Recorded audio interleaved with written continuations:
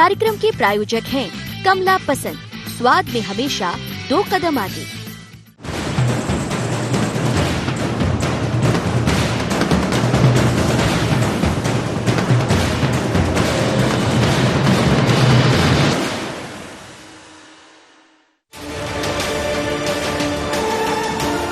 मध्य प्रदेश में अवैध उत्खनन रोक पाना क्या सरकार के लिए बड़ी चुनौती है?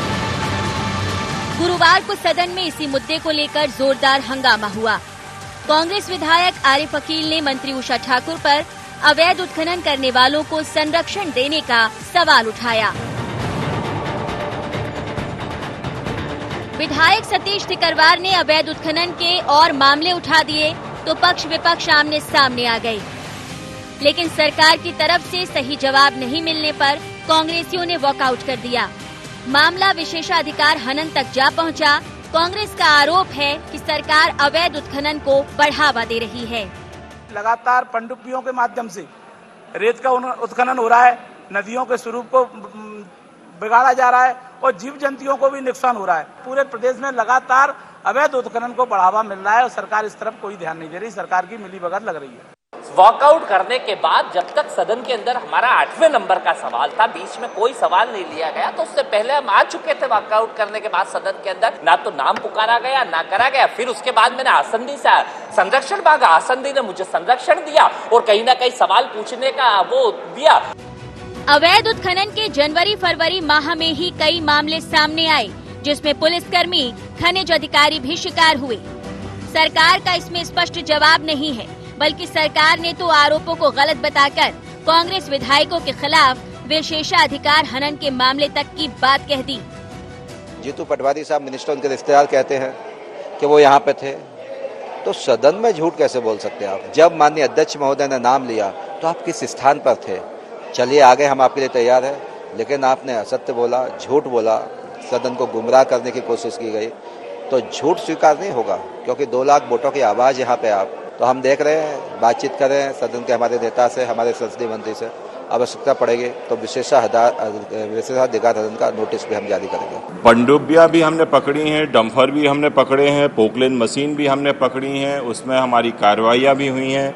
हमने बहुत से वाहन हमने राजसात भी किए हैं। हम बहुत कुछ लगाम लगा पाए हैं। उसका कारण हम ऐसे भी बता सकते हैं कि हमारी जो कार्रवाइयाँ हुई हैं पहले तुलनात्मक उनके समय से ज़्यादा हुई हैं। हमारी जो रॉयल्टी अब आ रही है पहले से ज़्यादा आ रही है, इसलिए हम धीरे धीरे हम उस पर बहुत ज़्यादा हमने कंट्रोल कर लिया है। बात नर्मदा, चंबल, केन, बेतवा किसी की भी हो, अवैध उत्खनन के आरोप हर जगह हैं। सरकार कहती है कि किसी को बख्शा नहीं जाएगा, तो फिर सवाल यही कि क्या सरकार की कथनी और करनी में फर्क है। Bureau report, IND 24।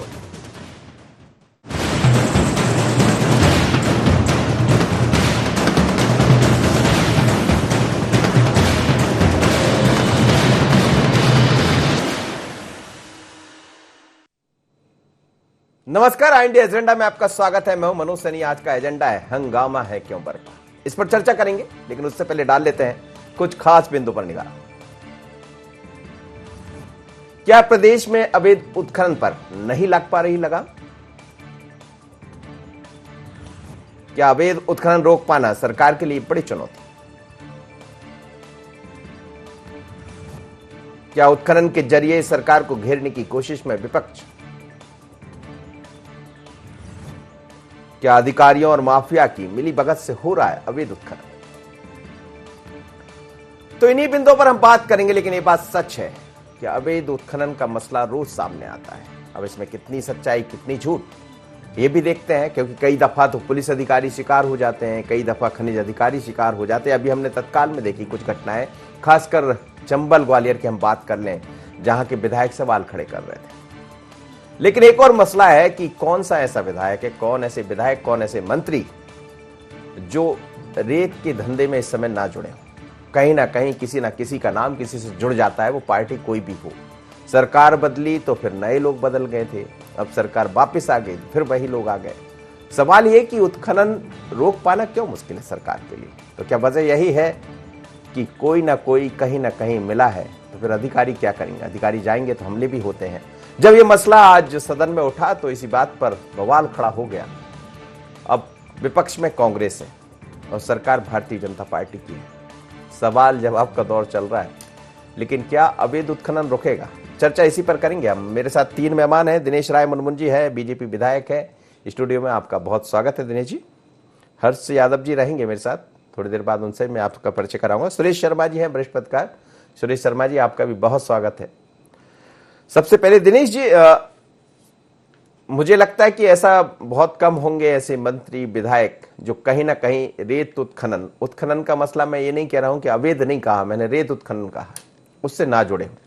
और क्या इसीलिए बार बार सवाल उठते हैं, सदन में सवाल उठते तो जवाब जो मिलना चाहिए वो नहीं मिल पाते हैं, हमले होते हैं। आपकी सरकार भी कहती है कि इस पर रोक लगेगी, लेकिन हो नहीं पाता है। निश्चित है, जो भी निविदाकार हमारे खदाने लिए हुए हैं, अब वो किससे जुड़े कैसे जुड़े, लेकिन हमको तो नाम से मतलब है कौन ठेकेदार है, निविदाकार है और वो वहाँ पर खनन कार्य कर रहा है। लेकिन अवैध खनन करना अलग बात है और निविदाकार के द्वारा खनन करना अलग बात है। सबसे बड़ा जो मामला है आज जो सदन में आया है, जो विपक्ष ने इसमें बात उठाई है अवैध खनन को लेकर के, जिसमें उनको बोलने नहीं दिया गया। एक्चुअल में जब इन्होंने वॉकआउट कर दिया चौधरी जी ने और उसके बाद बाहर निकल गए और उसके बाद जब अध्यक्ष दीर्घ से उनका नाम लिया गया, नहीं आया और बाद में फिर वो आकर बोला, उसमें काफी विवाद हुआ, जिसको लेकर पक्ष और विपक्ष अड़ा। फिर उनको बोलने का मौका मिला नहीं। जब हो हल्ला हो गया, 10 मिनट की सदन हमारी स्थगित हुई और फिर जाके का पूरा समय निकल गया।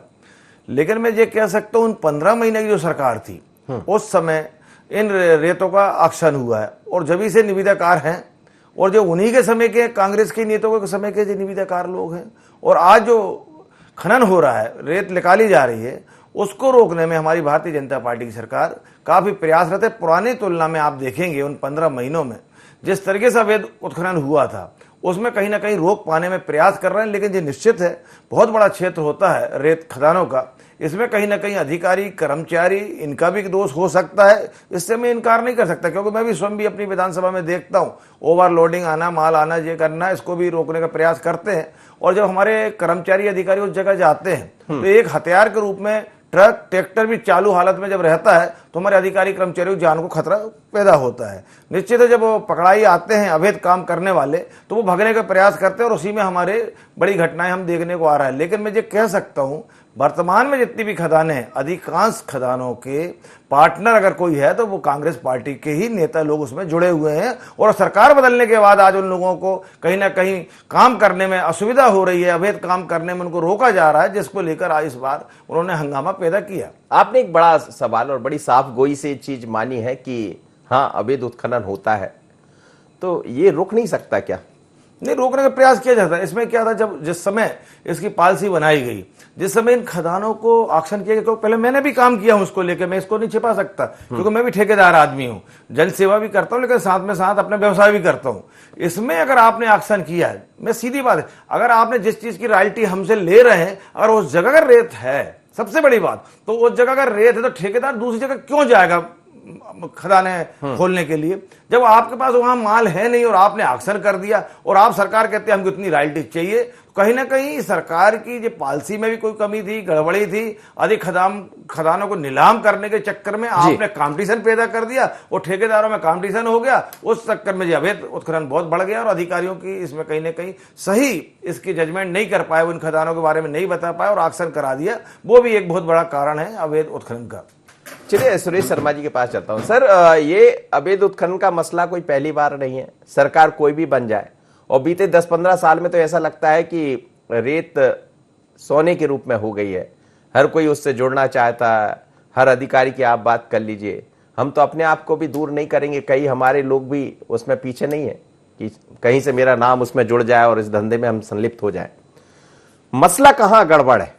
क्यों ये मामला जब सदन में उठा तो वॉकआउट हो गया? सदन में उठाने वाले भी वही थे, हमने देखे उनके चेहरे, उससे पहले क्या हो रहा था वो भी सब पता है। लेकिन कहां जाके गड़बड़ होती है कि आप सरकार कहती कि रोकेंगे, किसी को बख्शा नहीं जाएगा, छोड़ा नहीं जाएगा, फिर भी लोग तो छूट रहे। मनोज जी, रेत के इस धंधे की जो बारीकियां हैं वो तो दिनेश राय जी ने बता दी, और हम लोग तो खबर के लोग हैं, तो हमें ये मालूम है कि जब मध्य प्रदेश में दिग्विजय सिंह जी की सरकार थी और वो नर्मदा अंचल का पूरा ठेका जो है पटेल परिवार संचालित करता था, तब से मुझे मालूम है कि सरकारों का और सरकार के बाद का जी। लेकिन जब बाद में सरकार आई और फिर जो है सत्ताधारी परिवार शुरू हो गया, तब भी आरोप प्रत्यारोप लगते रहे। इसके बाद जो है जब अब 15 महीने की सरकार आई तो प्रभारी मंत्री पर आक्षेप लगने लगे कि उनके संरक्षण में चल रहा है। तो इस प्रकार के आरोप प्रत्यारोप चलते रहते हैं। आपने ये देखा कि दिग्विजय सिंह जी पर भी जो है मंत्री ने ही आरोप लगाए थे कि रेत का और माफिया शराब का जो है वो दिग्विजय सिंह जी माफियागिरी करते हैं। तो ये सारे आरोप हम लोगों को सुनने को मिलते रहे हैं और कई बार जो है खबरों की दृष्टि से हम लोगों के सामने प्रमाण भी लोग दे देते हैं कि आप इसको देखिए, ये परिस्थितियां हैं। तो ये तो एक इंटरनल कहानी हुई। दूसरी बात मैं आपको ये कहना चाहता हूं कि जब आप शोर मचाते हुए किसी को देखेंगे तो आप ये देखिए कि वो कहीं न कहीं उसका इन्वॉल्वमेंट है। और ये देखा है मैं अपने अनुभव को साझा कर रहा हूं। ये मैंने देखा है मेरी 30 बरस की पत्रकारिता में कि जो सबसे ज्यादा शोर मचाता है वो कहीं न कहीं वहां पिछड़ गया है, उसका हक जो है किसी ने मार लिया है, तब वो सारी बातें करते हैं। क्योंकि मैं तो आधे से ज्यादा विधायकों को इस रूप में जानता हूं कि वो किसके साथ मिलकर के क्या काम कर रहे हैं। तो ऐसी परिस्थिति में शोर करने वाला जो है कहीं न कहीं अपने या तो अपने हिस्से को जाते हुए देख रहा है या हिस्सा कम मिल रहा है। ये परिस्थितियां मैंने देखी हैं। मैं समझता हूं माननीय विधायक जी भी इस बात से सहमत होंगे कि जब हिस्सेदारी घटती है तब शोर मचता है, अन्यथा आप बराबर का हिस्सा देते रहिए, कुछ नहीं है। तो ये परिस्थितियां हैं सारी कुल मिलाकर के इसकी कहानी की।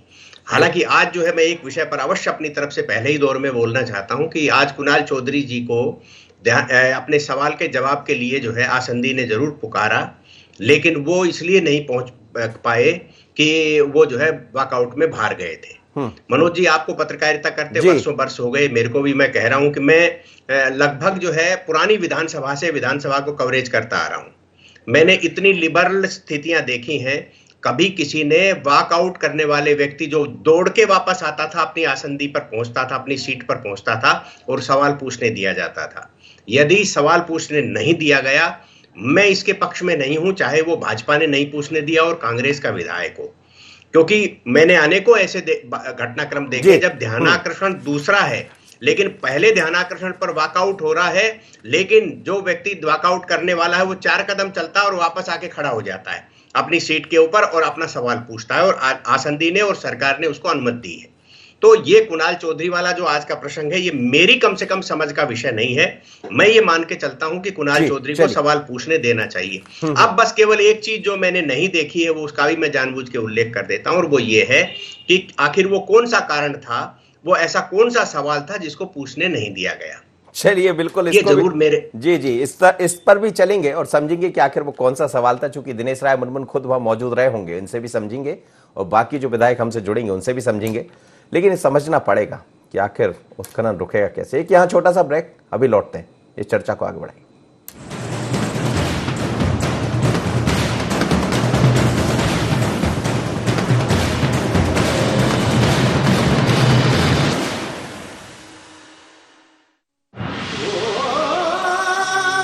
कोई खास है, कोई बात है, कमला पसंद। जीते दुनिया हर बाजी जीते, हर अदा में शाही अंदाज है। कमला पसंद पान मसाला, शाही स्वाद, शाही अंदाज, स्वाद में हमेशा 2 कदम आगे।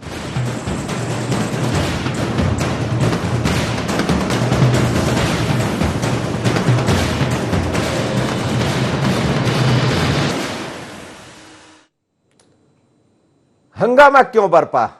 सदन जब चलता है तो हंगामा बरपता है, हंगामा होता है कई बार सदन में, कई ऐसे मुद्दे होते हैं।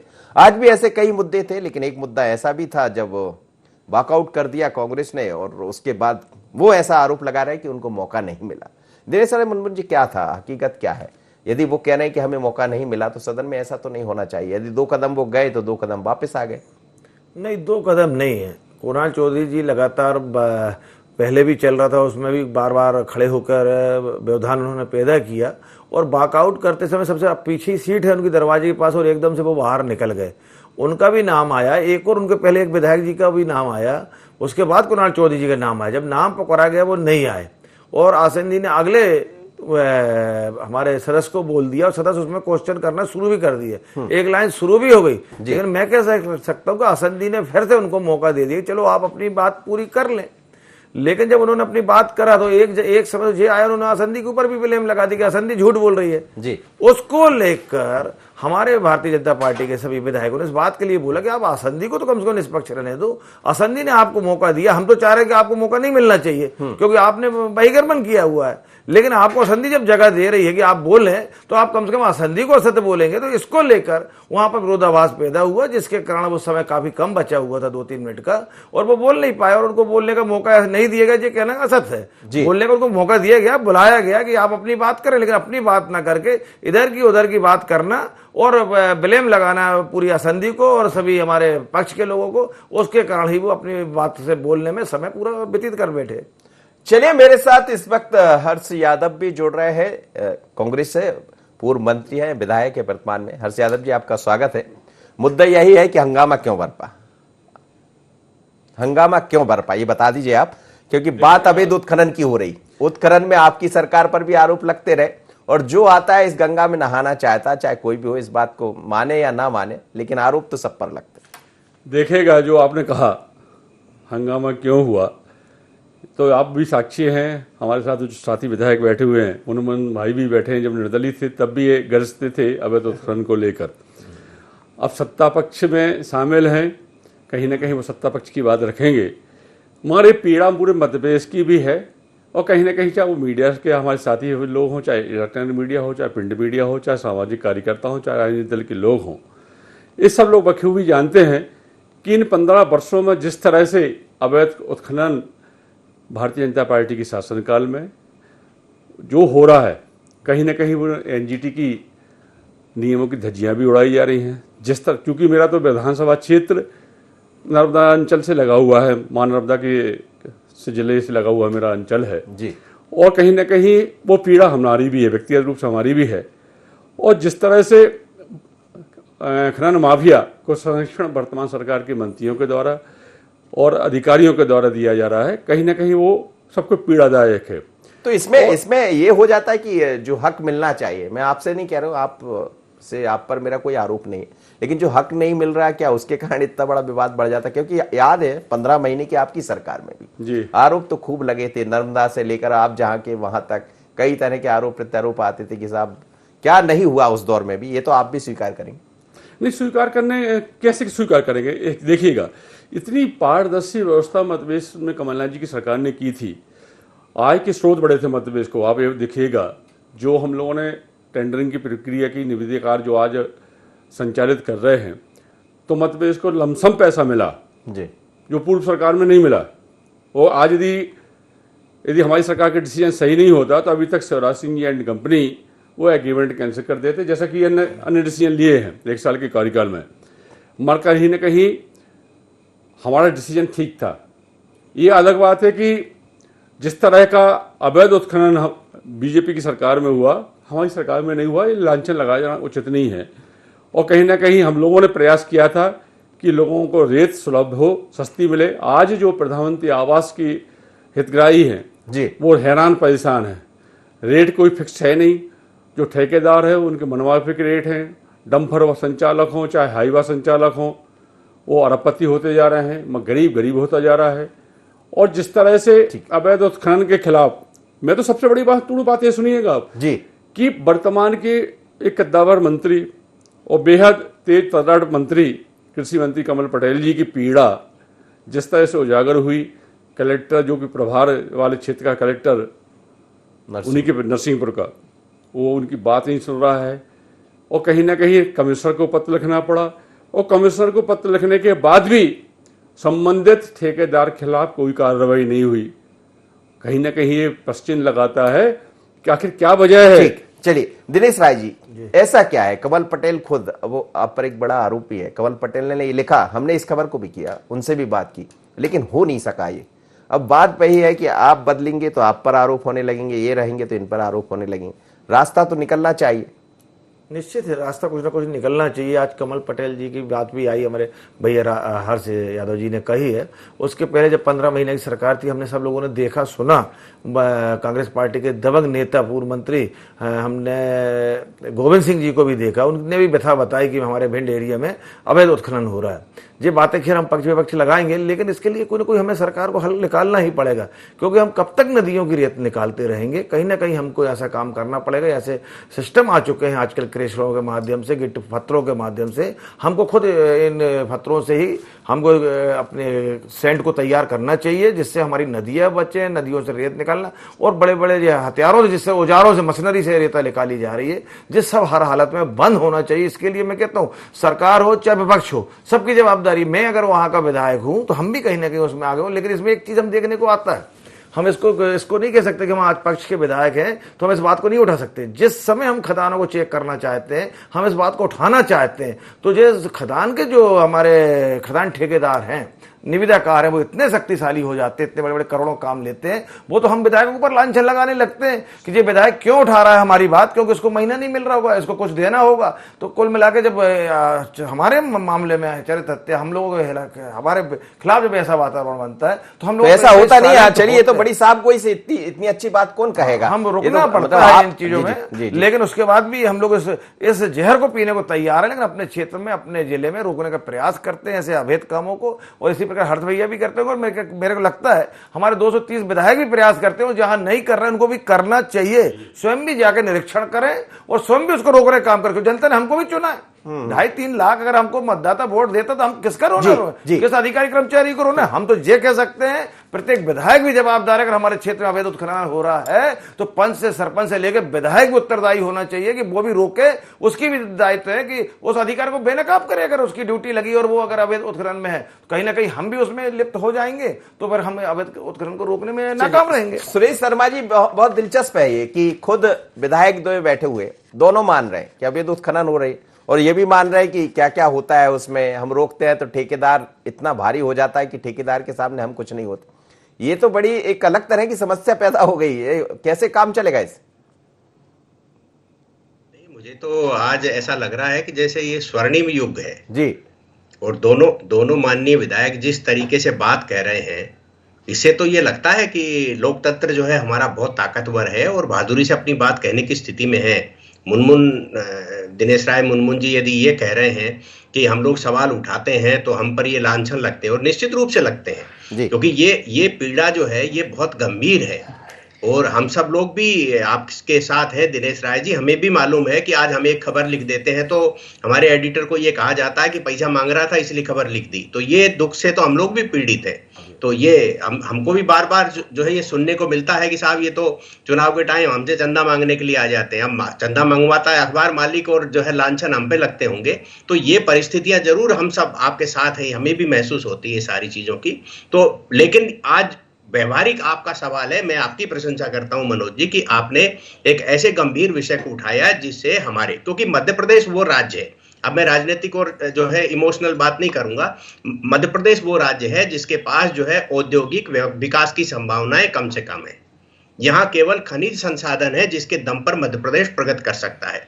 और यदि खनिज संसाधनों की लूट होने लग जाएगी और राजस्व सरकार को नहीं मिलेगा तो हम डेवलपमेंट के लिए एक दूसरे पर आरोप लगाए रहे, कांग्रेस भाजपा पे लगाए, भाजपा कांग्रेस पर, क्योंकि संभावनाएं वहीं से निकलती है। हमारे यहाँ जो खनिज संसदा है या जो है ये हीरे जवाहरात वगैरह जो हमारे यहाँ खनिज है वो है।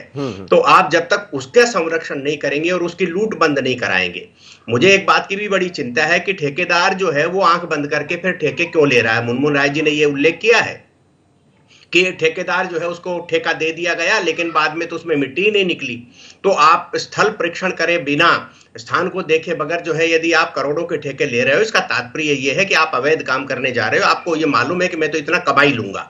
तो आप पहले से ही इन चीजों को ध्यान दीजिए। और ये बात बिल्कुल सच है कि आप इन चीजों को देखिए और आज जो पॉलिटिक्स में कुछ चीजों को सामने लाने से रोकने की प्रवृत्ति पैदा हो गई है, इस प्रवृत्ति को भी हमें रोकना चाहिए और इन सारी बातों को लाना चाहिए। तो मैं तो आज वास्तव में दोनों नेताओं को सुन करके मैं अपने मन में प्रसन्नता लेकर के चर्चा में बैठा हूं, क्योंकि ऐसा कोई बोलता ही नहीं है। इतना लपेटते हैं, दूसरे को ठोकने की कोशिश करते हैं, लेकिन सच को कह देना। चलिए, मैंने भी नहीं सोचा था ये इतनी सार्थक चर्चा, मतलब इस तरफ हम चर्चा में चले जाएंगे कि दोनों विधायक जी।